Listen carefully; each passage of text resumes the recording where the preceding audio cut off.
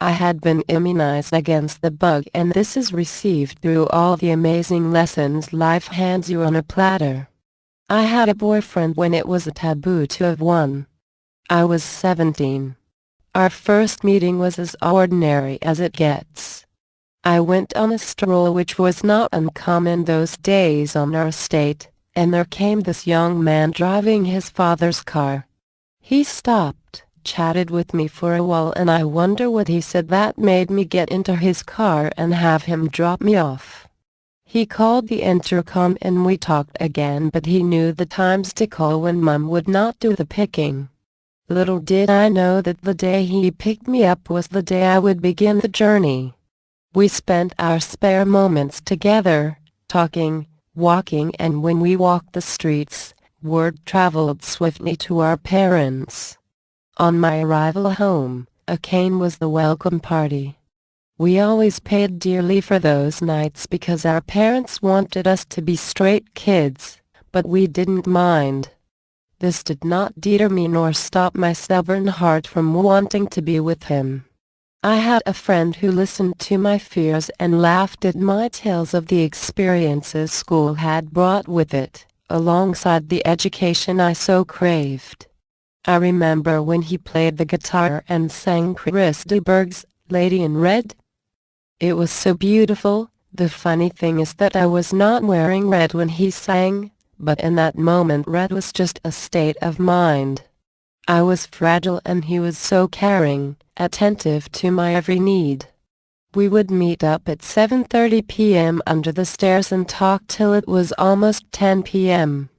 Then he would tell me it was time to go. I would sulk, make faces till I cried, and he would be forced to stay at least a second more. Well, that was until Mum called out my name and I would run inside, pretending the trash was my mission. He would run back home and sometimes the doors would be locked and he would have to call for someone to open the door.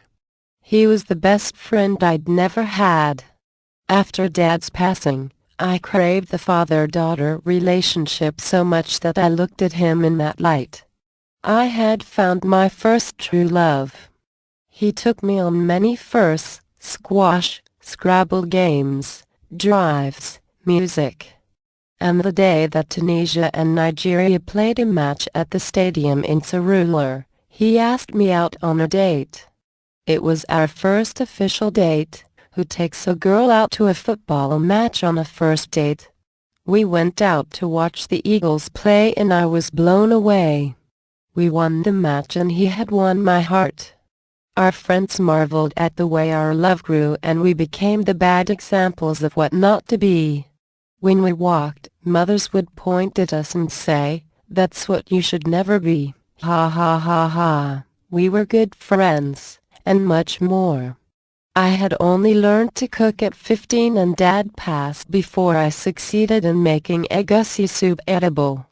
My best friend was a willing guinea pig, tasting any and every meal I cooked. Watching him enjoy my cooking was therapeutic, considering the effort it took Dad to eat the morsels of pounded yam in my rather shoddy egusi soup. I began to hope that one day I would bear his kids. At 17 though, kids and their thoughts. The semester had resumed and we both went back to our different schools. No emails, no cell phones, no Blackberries or WhatsApp. The post office was rather cumbersome. All we had were our hearts and our thoughts. It turns out that was all the connection we needed. When the holidays came around I looked forward to seeing him, and then he told me he was leaving the country. My heart broke and tears poured freely down my face. I begged him to stay but he told me he had to go. I accepted this with a heavy heart and hoped that one day I would find a friend like him. When we got to the airport, I bade him farewell. He turned and said, "I will come back, NSE." I cried my heart out and went back to school the next day. I had lost the only friend who never judged me, who sang to me, and told me I was beautiful.